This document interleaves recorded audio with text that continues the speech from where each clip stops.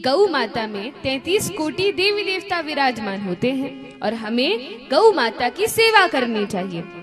अब कोई बड़ा श्रद्धावान भक्त हो और वो क्या करे, वो गौ माता की आरती उतारे और खूब उनको तिलक चंदन करे, मंत्र पढ़े, माला पहनाए, सब करे, लेकिन उनको खाने के लिए भूसा ना दे, घास ना दे, चारा ना दे, तो क्या ये उनकी सेवा होगी? नित्य आरती करता है, खूब उनकी कथा कहता है, खूब शास्त्रों से उद्धरण दे देकर उनकी महिमा का गान करता है, लेकिन गौ माता को रोटी नहीं देता, उन्हें खाने के लिए घास नहीं देता, तो क्या ये सही सेवा है? फिर क्या करना पड़ेगा? अरे भैया, तुम भले ही उनको तिलक चंदन मत करो, उनकी पूजा मत करो, परंतु खाने के लिए कुछ घास तो दे दो, तो यही सेवा है। इसी प्रकार से भागवत की सेवा भागवत को पढ़कर होती है। कैसे होती है भागवत की सेवा?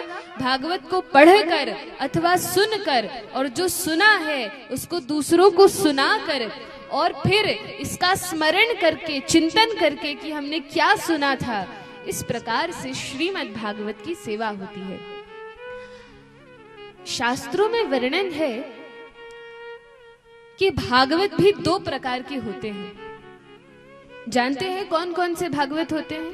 2 प्रकार की भागवत है।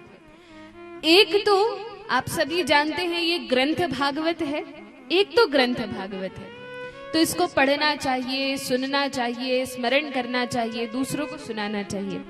और दूसरे भागवत होते हैं भक्त भागवत, व्यक्ति भागवत, जो हर समय श्रीमद् भागवत को पढ़ते हैं, जिन्होंने अपने जीवन में इस कथा को उतार लिया है, वे व्यक्ति भागवत होते हैं।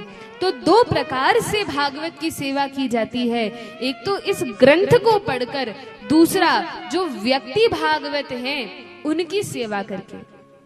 जैसे 12 महाजन गिनाए गए हैं, जिसमें स्वयंभू नारद, शंभु कुमार, कपिलो मनु, कपिल देव हैं, भगवान शंकर हैं, यमराज हैं, तो इस प्रकार से प्रहलाद महाराज हैं। तो ये सभी महाभागवत हैं, भगवान के भक्त हैं। तो जो भक्त हैं उन्हें भी भागवत कहा जाता है, और यदि हम भगवान के भक्तों की सेवा करते हैं तो वह भी भागवत की ही सेवा के समान है। इसलिए 2 प्रकार से हमें सेवा करना चाहिए।